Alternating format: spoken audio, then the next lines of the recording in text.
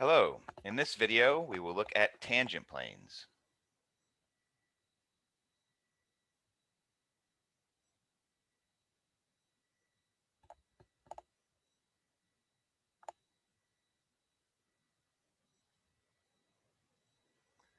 To begin, suppose that we had a surface z equals f of xy.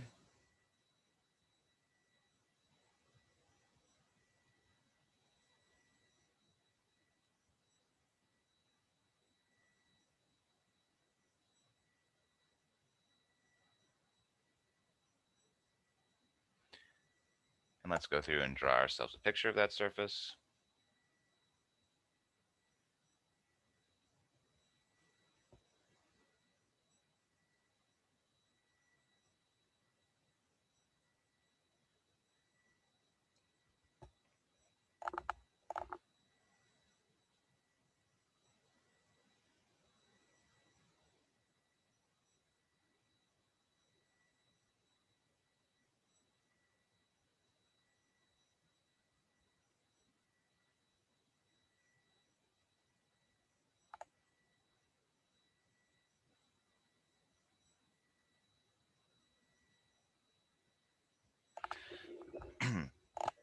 Right, and so on that surface we can go through and let's pick a point, and we can go through and we can find partial derivatives there. So let's say that point is directly above point A comma B. We could go through and we could find the partial with respect to x.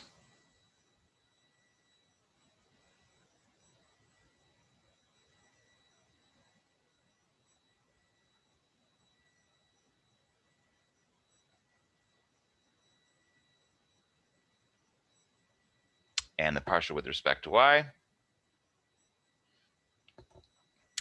And what those represent is they represent the slope of the tangent line to the part of the surface that is in the x direction and in the y direction. So if you were to go through and at this point you draw the part of the surface that you would end up with if you just walked in the x direction. So let's say it would look something maybe like this.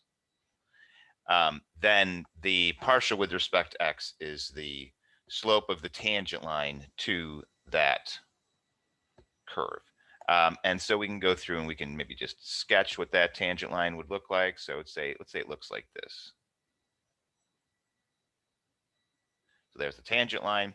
And again, the partial with respect to x is the slope. So let's change back to black.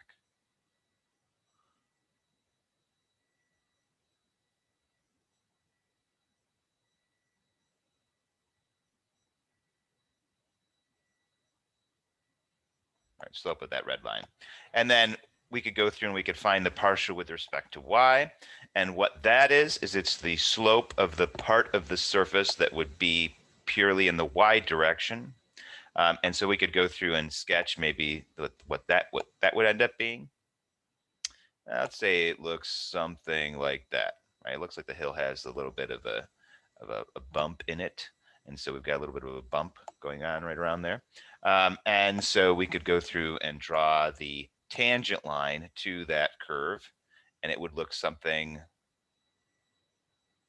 actually, let's adjust that a little.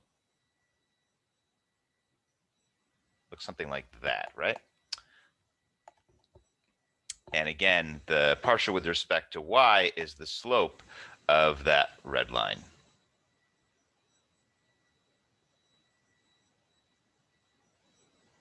Okay, so we've got two lines that are on the surface. They're touching the surface at the, at a place where that's tangent to the surface for this part of the surface that's in the x direction, and it's touching the surface, at the part of the surface that is tangent to the in the y direction. Okay, and so you end up with these two lines that sit on the surface. What we're going to do is we're going to define the tangent plane is going to be the plane that is made up, that consists of those two lines, that contains those two lines.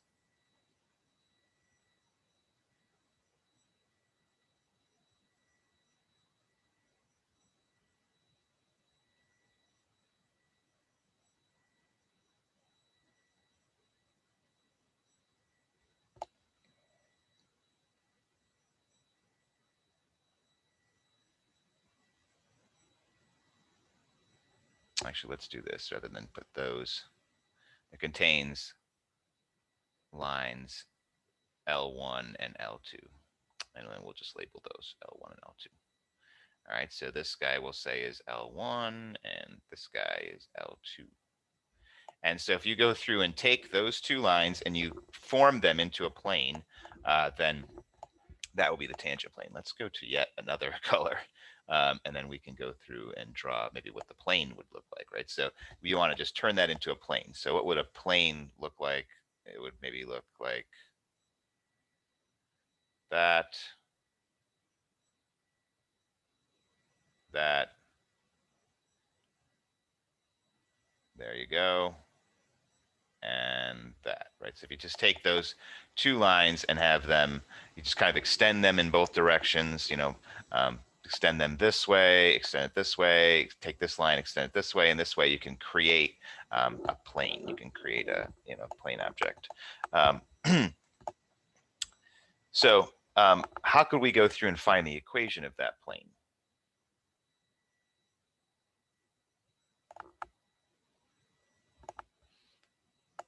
Actually, hold on. You change back to black again. How can we find the equation of that plane?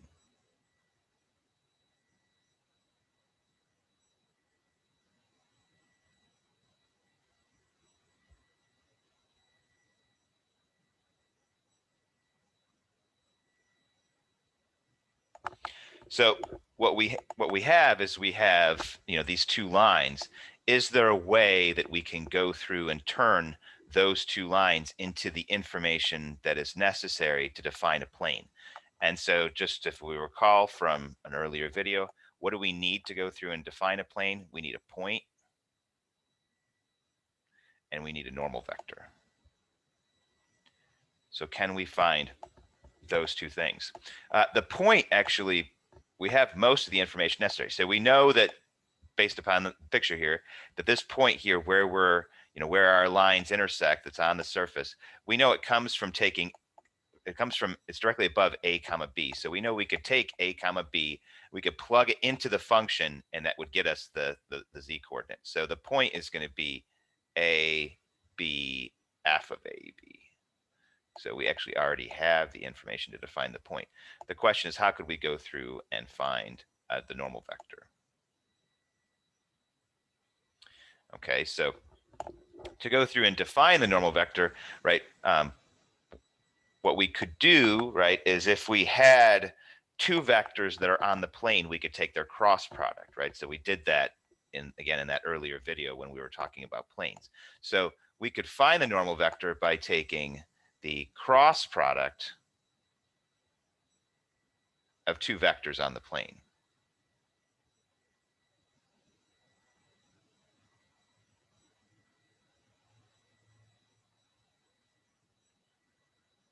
Right, so we could find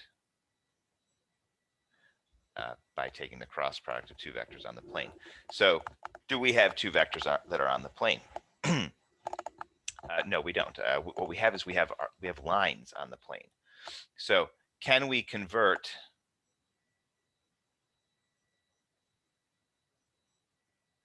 lines on the plane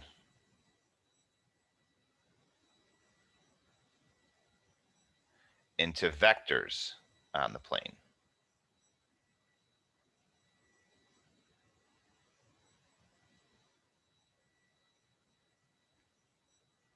In order to answer that, what we can do is we can actually just take a step back, and let's just suppose we're going to look in 2 dimensions because this makes things simpler.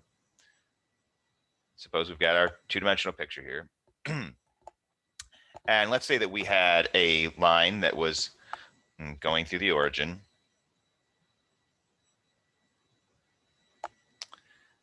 Right. And we know the slope of that line, right? So in this case, we know the slopes of these lines. So it's still kind of the same. We haven't changed the amount of information. We know the slope of this line. So we know the slope is m equals, let's do b over a. Or maybe change in, let's do change in y over change in x.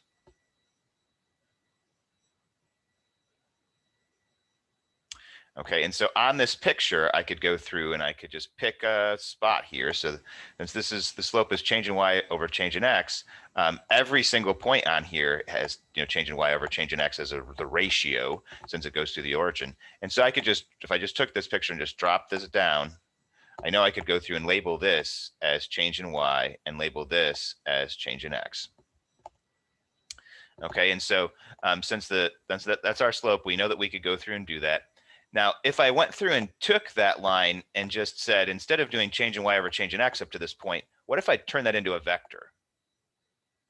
All right, what would happen? So like I said, that's vector v. So vector v, if you were to write it out, right? So the way that vectors are defined is they're defined by their components that represent how far you go in the x direction and how far you go in the y direction. So vector v would be change in x, comma, change in y. And so, that experiment that we just went through and did, where we had a line, we knew the slope, and then we were able to take the slope and turn it into a vector that represents the same line in some capacity. That enables us to go through and figure out how we could try and take these two lines and translate them into vectors. Okay, so how are we going to do that? All right, well, let's consider the information that we have. We have to go back and forth here. So we have the line here, and we know the slope of that line is the partial with respect to x. Now, the one thing that's a little bit different about 3 dimensions versus 2 dimensions is that the slope that we have there, so let's just write down some information here. We have the slope of L1 is the partial with respect to x. So what is that slope? Let's just think about it a little bit before we just jump into it. So the partial with respect to x, if we have to go kind of back to the idea in the previous video, but if you're standing on the hillside at this point and you step in the x direction, that's the part the change in your elevation for that step is going to be the partial with respect to x. So what it represents is your change in elevation, your change in height, your change in z. All right, so the partial with respect to x is not change in y versus change in x, it's change in z. And since you're stepping in the x directions, it's change in z over a change in x. Okay, so our slope is going to be the partial with respect to x, but it's going to represent change in z for a change in x that you step. Okay, and that's going to end up equaling the partial with respect to x. Now, if you take this kind of equation that we've created here, where your change in z, that's how much vertical change for your step versus how far you step in the x direction. If you go ahead and take this and you put it over 1, you actually can go through and say, all right, well, then change in z is going to equal the partial with respect to x, and change in x is going to end up equaling 1. So your next question might be, wow, how do I go through and take this and turn it into a vector? Well, to do that, it's actually not as difficult as you'd think. So what you can do is you could just say, all right, well, what is vector v? Well, vector v is represented by, it's the amount of x change in the first component, it's the amount of y change in the second component, and it's the amount of z change in the third component.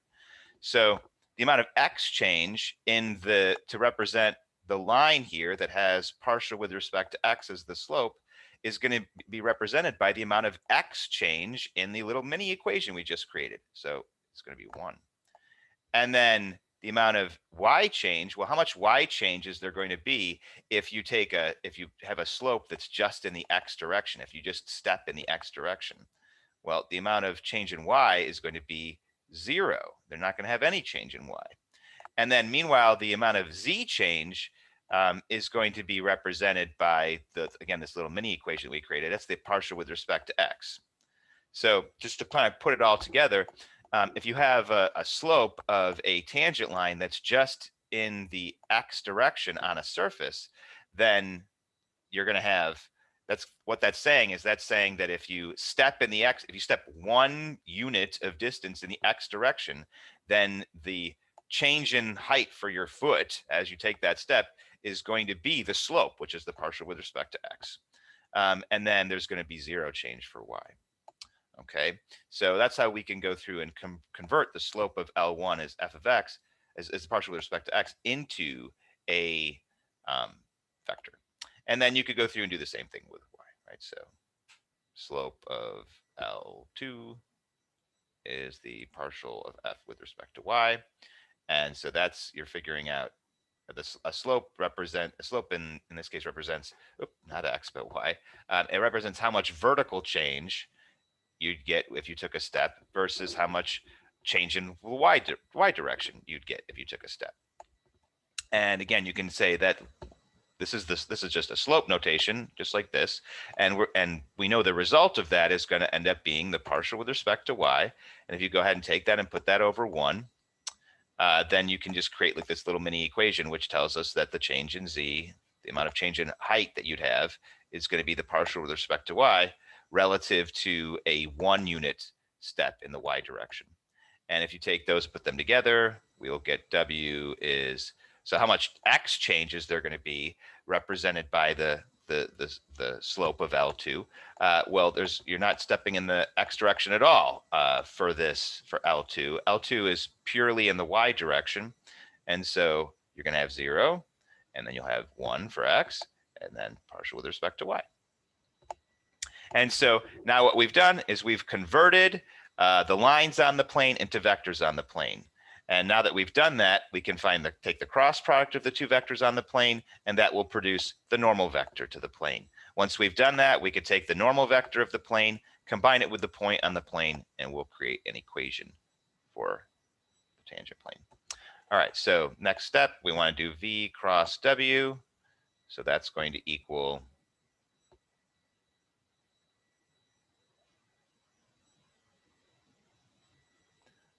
I, j, k. And then we're going to have 1, 0 partial with respect to x, 0, 1 partial with respect to y. And if we multiply this out, we get I times 0 minus the partial with respect to x minus j times partial with respect to y minus 0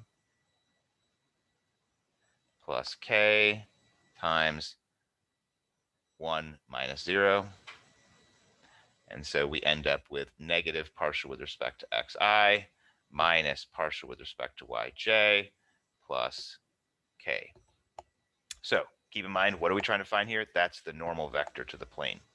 All right, so now that we've got the normal vector, we could just label that again twice.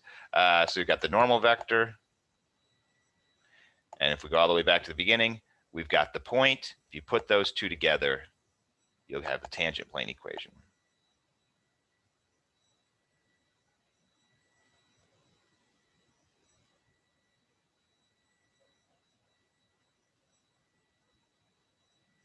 And so we end up the negative partial with respect to x. I'm going to go ahead and put, actually, I'm not going to use the shorthand. I'm going to go ahead and put AB in here. Negative partial with respect to x at AB times x minus a minus the partial with respect to y at a comma b times y minus b plus 1 times z minus z coordinate, which is f of AB, equals 0. Okay, and just to clarify, in case it's been a bit since you've looked at a plane equation, so once you've got the normal vectors for the plane, the normal vector components, the x component goes here, the y component goes here, the z component goes here. So I took this, that's that, I took this, and that's that, and I took the 1 here, and that's that. And then the rest of the plane equation, you have x minus the x coordinate for where you're finding the point, and that's a, right? If you go back to our picture at the beginning, we said that the point is at AB, f of AB, so we said it's centered at AB, and so that's where the a comes from. It comes from the point, the coordinate, and then b, same, and then z, same. And that's your tangent plane equation. let's go through and try using the tangent plane equation to find some tangent planes.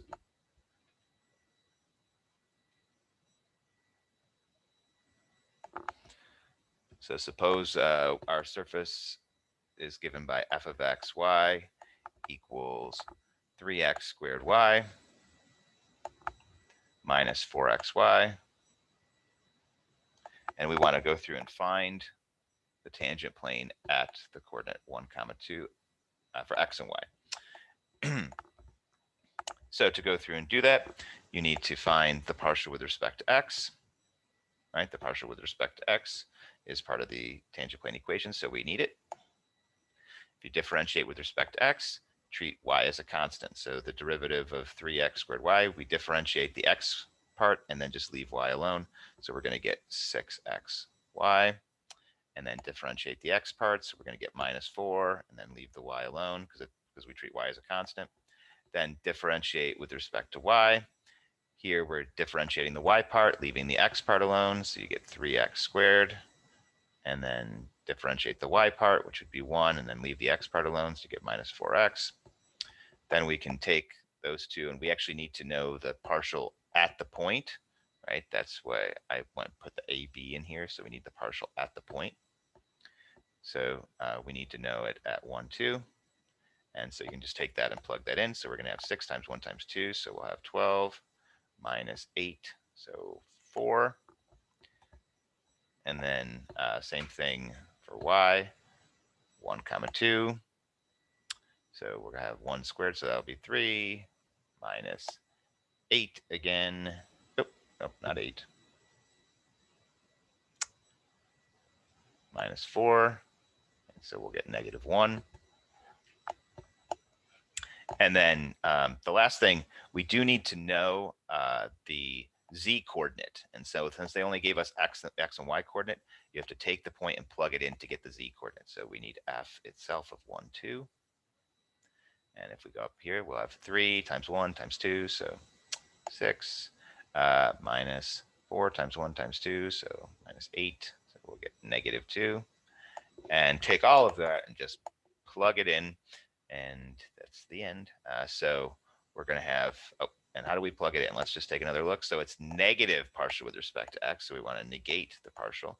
So we're going to have negative 4 times x minus 1, and then negative partial with respect to y, so we'll have positive 1 times y minus 2, and then we have plus 1 times z minus the z coordinates. That's going to be plus 2 equals 0.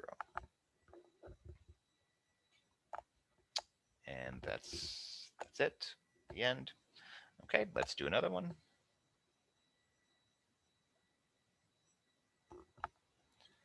So let's say we have z equals sine of xy.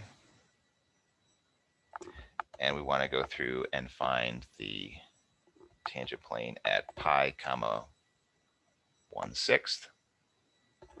So we need to go through and differentiate with respect to x. So I haven't used this notation. This is why I'm doing it. So you can go ahead and just do the derivative with respect to x and just put a subscript on the z. That's okay. So if you do that, you're going to use the chain rule here. So we'll have the derivative of sine is cosine, leave the inside alone, and then times the derivative of the inside with respect to x, you're going to get y.